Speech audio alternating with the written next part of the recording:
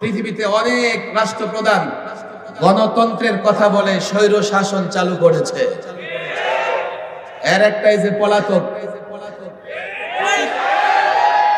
পলাতক সরকার অনেক গণতন্ত্রের কথা বলেছে, কিন্তু 16 বছরে স্বৈর শাসন প্রতিষ্ঠার পরে এই দেশের জনগণের উপরে জুলুম ছাড়া আর কিছুই করে নাই। তোমরা সমাজতন্ত্রের কথা বলো, পৃথিবীতে অনেক রাষ্ট্রপ্রধান সমাজতন্ত্রের কথা বলে স্বৈর শাসন প্রতিষ্ঠা করেছে। কই তোমরা তো গণতন্ত্রকে দোষারোপ করো না, তোমরা তো সমাজতন্ত্রকে দোষারোপ করো না। জিহাদের নামে যদি কেউ উল্টাপাল্টাও করে থাকে, জিহাদকে কেন দোষারোপ করো? জিহাদকে এই জন্যই দোষারোপ করো, তোমাদের মুখে পশ্চিমারা হাড্ডি দিয়ে রেখেছে। বাংলাদেশের সংবিধান সংস্কার করার দরকার আছে। বিশেষ করে এই ফ্যাসিস্ট সরকার 2011-তে সংবিধানকে এত কাটা ছেঁড়া করেছে, সংবিধান থেকে বিসমিল্লাহ তুলে দিয়েছে, সংবিধান থেকে আল্লাহর উপর আস্থা বিশ্বাস মুছে দিয়েছে, যার কারণে আল্লামা মুফতি আমিন রাহিমাহুল্লাহ এক বক্তৃতায় বলেছিলেন, যেই সংবিধান থেকে বিসমিল্লাহ তুলে দিয়েছে, যেই সংবিধান থেকে আল্লাহর উপর আস্থা বিশ্বাস তুলে দিয়েছে, সেই সংবিধানকে ডাস্টবিনে নিক্ষেপ করা হবে। আল্লামা মুফতি আমিন রাহিমাহুল্লাহর বিরুদ্ধে রাষ্ট্রদ্রোহ মামলা হয়েছে। কেন তিনি সংবিধান নিয়ে কথা বললেন? কেন তিনি সংবিধান নিয়ে কথা বললেন? দেখো, ছাত্র সমাজকে আমি বলি, আমাকে বলা হয়েছে, হুজুর আপনি যেহেতু সংবিধান সংস্কার করতেছেন, আপনাকে তারা ডেকেছে, আপনি সংবিধান নিয়ে কথা বলবেন না। আমি বললাম, আমি যে সংবিধান নিয়ে কথা বলবো না, বলবেটা কে? আমাদের ছেলেরা তো সংবিধান নিয়ে পড়াশোনা করে না।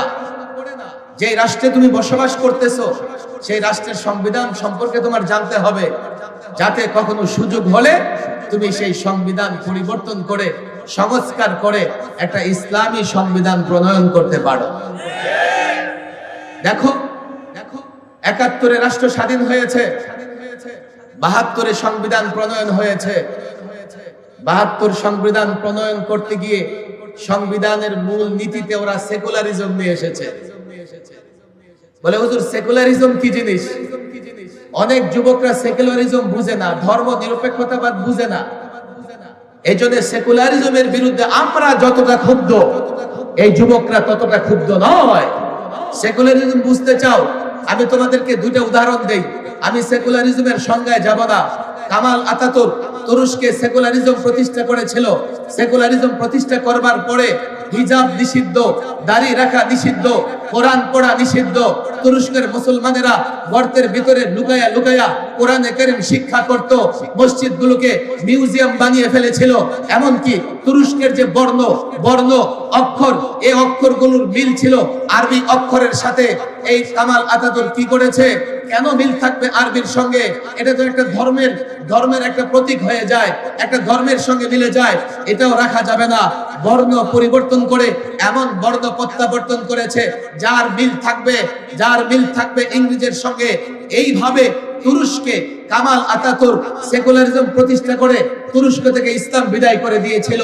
যদিও এখন মিস্টার এরদোগান এসে, যেই তুরস্কে কোরআন পড়া নিষিদ্ধ ছিল, এখন তুরস্কে রাষ্ট্রীয় অনুষ্ঠান শুরু হয় প্রেসিডেন্টের কোরআন তেলাওয়াতের মাধ্যমে। বাংলাদেশ, হুজুর তুরস্কের ইতিহাস তো শুনলাম, বাংলাদেশে সেকুলারিজমে আপনার সমস্যা কোথায়? আপনার মাথা ব্যথা কোথায়? তোমরা জানো 2011-তে সংবিধানে সেকুলারিজম আসছে, 12-তে শিক্ষা পাঠ্যক্রম, শিক্ষা সিলেবাস প্রণয়ন করা হয়েছে। যেহেতু রাষ্ট্রের ধর্ম নাই, যেহেতু রাষ্ট্র ধর্মহীন, তাহলে শিক্ষায় ধর্ম থাকবে না। এজন্য তারা কি করলো?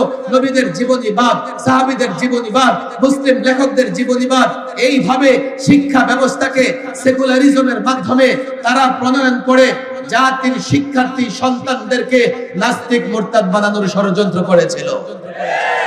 তাদের সেকুলারিজমের প্রভাবটা কোথায় পড়েছে দেখো। সর্বাগ্রে তারা শিক্ষা ব্যবস্থায় হাত দিয়েছে, শিক্ষা ব্যবস্থায় হাত দিয়ে ইসলামী শিক্ষাকে ধ্বংস করবার চেষ্টা করেছে। এমনকি আলিয়া মাদ্রাসার বই পুস্তকে নাচ গান, তার প্রচ্ছদে হিজাব ছাড়া নারীর ছবিও তারা স্থাপন করেছে। বাংলাদেশে কি করে সেকুলারিজমের প্রভাব আমাদের উপরে পড়েছে জানো? সর্বশেষ তারা ইসলামী শিক্ষাকে সংকুচিত করেই ডারউইনিজম নিয়ে আসছে। ডারউইনিজম এই জাতির শিক্ষার্থীদেরকে বানরের বাচ্চা বানানোর ষড়যন্ত্র তারা করেছে। আমি বলি দেখো, আমরা আদম সন্তান, আল্লাহ আমাদের সম্মানিত করেছেন। আমরা বানরের সন্তান নই, আমরা বানর থেকে সৃষ্টি নই। তোমরা যারা নাস্তিক, মুরতাদ, বেঈমান, তোমাদের কারো জন্ম পার্কে, কারো জন্ম নদী নালা ডুবায়। তোমরা তালাশ করে দেখো তোমাদের জন্মের পেছনে বানরের অবদান আছে না নাই? সেকুলারিজম নিয়ে এসছো কেন? বিসমিল্লাহির রহমানির রহিম কেন বাদ দিয়েছো? আজ পর্যন্ত বাংলাদেশে কাউকে দেখি নাই সেকুলারিজমের জন্য সমাবেশ করতে, দাবি করে রাজপথে নামতে। অথচ বিসমিল্লাহ যখন বাদ দেওয়া হয়েছে, আমরা প্রতিবাদ করেছি, দেশের মুসলমান প্রতিবাদ করেছে। আল্লাহর উপর আস্থা বিশ্বাস যখন বাদ দিয়েছে, সমস্ত মানুষ প্রতিবাদ করেছে। একজন মুমিন ছোট্ট কাজ করলে বিসমিল্লাহ বলে শুরু করে, ঘরে প্রবেশ করলে বিসমিল্লাহ বলে প্রবেশ করে, ঘর থেকে বের হলে বিসমিল্লাহ তাওয়াক্কালতু আলাল্লাহ বলে বের হয়। পানি খায় বিসমিল্লাহ, খাবার খায় বিসমিল্লাহ, ঘুমোতে যায় বিসমিল্লাহ। সেই দেশের সংবিধানে বিসমিল্লাহ থাকবে, দলিলে বিসমিল্লাহ থাকবে, সেই দেশের রাষ্ট্রীয় কাজে বিসমিল্লাহ থাকবে, এটাই স্বাভাবিক। আল্লাহর উপর আস্থা বিশ্বাসের কথা বলো, এটা তো আরো স্বাভাবিক। কেননা প্রত্যেকটা মুসলমান আল্লাহর উপর আস্থা বিশ্বাস রেখেই কাজ করে। কথা ঠিক না বেঠিক? দেখো, অনেক যুক্তি তারা দিবে, অনেক যুক্তি তারা দেয়। 1979-তে পঞ্চম সংশোধনী, পঞ্চমবার এই সংবিধানকে সংশোধন করে এখানে প্রেসিডেন্ট জিয়াউর রহমান বিসমিল্লাহির রহমানির রহিম এবং আল্লাহর উপর পূর্ণ আস্থা বিশ্বাস এই মূল নীতি সংযুক্ত করেছেন। আর 11 এর মানে 32টা বছর আমার দেশের সংবিধানে বিসমিল্লাহির রহমানির রহিম ছিল। 32টা বছর আমার দেশের সংবিধানে আল্লাহর উপর আস্থা বিশ্বাস ছিল। 32 বছরে ঘুরে ফিরে জাতীয় পার্টি, আওয়ামী লীগ, বিএনপি ক্ষমতায় ছিল, কারো কোনো সমস্যা হয় নাই। তাহলে কেন সংবিধান থেকে বাদ দিতে হবে? এই সংবিধান থেকে এগুলো বাদ দিয়ে সেকুলারিজম, গণতন্ত্র, সমাজতন্ত্র সব জগা খিচুড়ি করে ফেলেছে। কেন জানো? একটা দিয়ে ভারতকে খুশি করতে চেয়েছে, আরেকটা দিয়ে চীন রাশিয়াকে খুশি করতে চেয়েছে, আরেকটা দিয়ে আমেরিকা খুশি করতে চেয়েছে। কিন্তু আল্লাহ যখন চেয়েছেন তোমাদের পতন কেউ ঠেকাতে পারে না। কেন তোমরা এগুলো করেছো? আমরা এগুলো স্পষ্ট বলেছি, আমরা এই সরকারকে সহযোগিতা করতেছি। কেন? এই যাত্রা বাড়িতেও আমাদের সন্তানেরা তাজা রক্ত জড়িয়েছে। আমরা বলেছি এই সরকার সংস্কার করবে, আমরা সহযোগিতা করব। আমরা সংবিধান সংস্কার কমিশনকে পরিষ্কার বলেছি, 32 বছর বাংলাদেশ সংবিধানে বিসমিল্লাহির রহমানির রহিম ছিল, সেটা নিয়ে আসতে হবে। আল্লাহর উপর আস্থা বিশ্বাস ছিল, সেটা নিয়ে আসতে হবে। সেকুলারিজম ছিল না, সেটাকে বাদ দিতে হবে। আরো 2টা বিষয় বলেছি। একটা বিষয় থাকবে এমন যে এই সংবিধানে বা আইনে যেখানে কোরআন সুন্নাহর সঙ্গে সাংঘর্ষিক কিছু থাকবে সেটা গ্রহণযোগ্য হবে না। বলে হুজুর এই কথা আপনারা কিভাবে বলেন? এটা কি জাতি মানবে? আমি বললাম কেন মানবে না? নির্বাচনের আগে ছাত্র সমাজ, যুবক তোমাদের বলি, প্রত্যেকটা রাজনৈতিক দল একটা ইশতেহার ঘোষণা করে। আর ইশতেহারে কি বলে? আমার দল যদি ক্ষমতায় আসে আমরা কোরআন সুন্নাহ বিরোধী আইন করব না। কথা ঠিক না বেঠিক? তাহলে সব রাজনৈতিক দল কোরআন সুন্নাহর বিরুদ্ধে কিছুই বলতে চায় না। তাহলে কোরআন সুন্নাহর সঙ্গে সাংঘর্ষিক সব বাদ যাবে, এই কথাই তো বাংলাদেশের সবাই একমত। আর যেই কথায় সবাই একমত সেটা কেন সংবিধানে আসবে না? আসতে সমস্যা কোথায়? সমস্যা কোথায় আমাকে বলো। সমস্যা নাই, পশ্চিমারা নারাজ হবে, রক্ত আমরা দিয়েছি, পশ্চিমারা রক্ত দেয় না।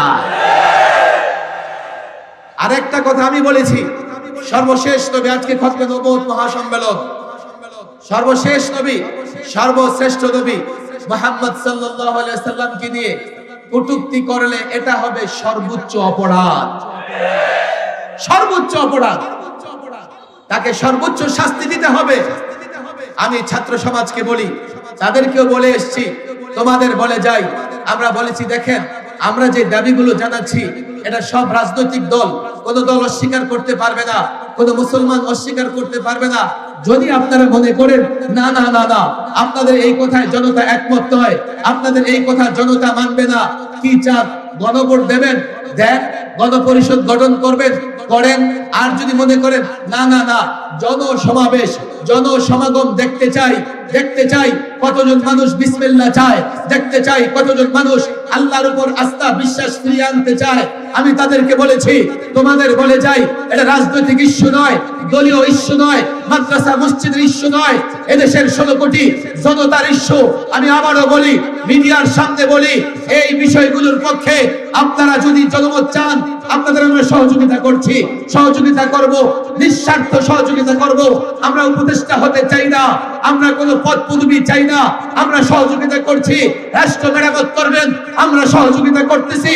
রাষ্ট্র সংস্কার করবেন, যদি মনে করেন আমাদের মতামতের পক্ষে লোকজন জড়ো করা দরকার, সমাগম ঘটাবার দরকার, জনসমাবেশ ঘটাবার দরকার, আমি পরিষ্কার বলি, তোমাদের বলে যেতে চাই, টেকনাফ থেকে তেতুলিয়া, রূপসা থেকে পাথরিয়া, বাংলাদেশের যে কোনো জায়গায় যদি বলো, ভাষাঞ্চলে, সেন্ট মার্টিনে, উত্তরবঙ্গে, দক্ষিণবঙ্গে, যেখানে তোমরা বলো না কেন, আল্লাহর কসম আমাদের এই দাবির পক্ষে কমপক্ষে 1 লক্ষ মুসলমান, কমপক্ষে 1 কোটি মুসলমান জমায়েত হবে।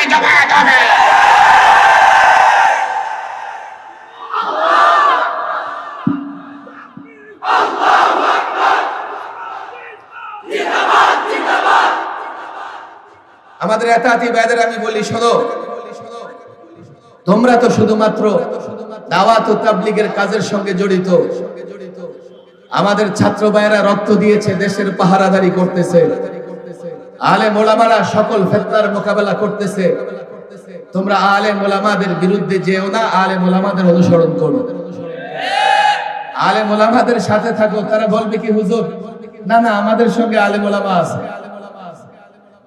আয়াত তোমরা শুনেছো, আতিউল্লাহ ওয়া আতিউর রাসূল ওয়া উলিল আমরি মিনকুম। আল্লাহর দাসত্ব গোলামি করো, রাসূলুল্লাহর অনুসরণ করো। আর উলুল আমর, আব্দুল্লাহ ইবনে আব্বাস সহ অনেক মুফাসসির বলেছেন, এর দ্বারা উদ্দেশ্য উলামা, ফুকাহা। আল্লাহ বলেছেন উলামা ফুকাহাদের অনুসরণ করো। আর তোমরা বলো আমাদের সঙ্গে আলেম আছে।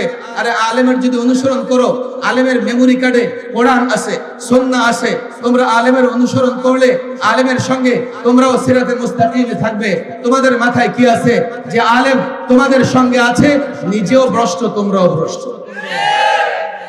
পরিষ্কার বলি, তোমাদের সঙ্গে মারামারি করার সুযোগই তো আমাদের নাই, সময়ই তো নাই। আমরা এই দেশের মানুষের ঈমান হেফাজতের জন্য কাজ করতেছি।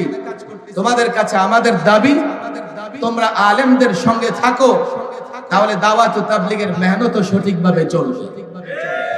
আলেমদের ছাড়া বলে আমরা তো মানি, দিল্লির এক মাওলানা সাদ সাহেবকে মানি। আরে দিল্লির সাদ সাহেবকে যদি আলেম হিসেবে মানো, তো বাংলাদেশের লাখো আলেমকে মানতে তোমাদের সমস্যা কোথায়? যদি বলো না বিচার চাই, বিচার মানবো, বিচার চাই, আমরা জবরদস্তি করতে চাই না, তাহলে কাকরাইলের মাদ্রাসার মুরব্বী জুবায়ের সাহেব, মাদ্রাসার মোতাওয়াল্লি জুবায়ের সাহেব, প্রতিষ্ঠানের মোতাওয়াল্লি যিনি, তার কথাই তো গ্রহণযোগ্য হয়, তোমরা তার কথা কেন মানছো না? যদি বলো যে তার উপর আস্থা বিশ্বাস নাই, তাহলে এখানে আসো, কাকরাইলে ফয়সাল, আমিরে ফয়সাল যে শুরায় পরিচালিত হয়, সেখানে 6 ব্যক্তি ফয়সালা দিয়ে থাকেন।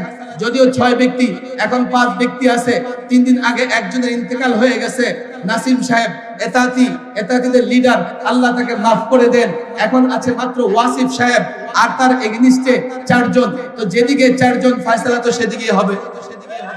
ফয়সালা তোমাদের একজনের পক্ষে কেন হবে? তোমরা যদি বিচার চাও, ইনসাফ চাও, তাহলে তো তোমাদের আলেমদের সঙ্গে মিলেমিশে কাজ করা লাগে। কিন্তু যদি মনে করো না না না, বিচার মানি, তবে তালগাছটা আমার, এটা তো আমরা মানতে পারবো না, এটা ওলামা একরাম মানবে না।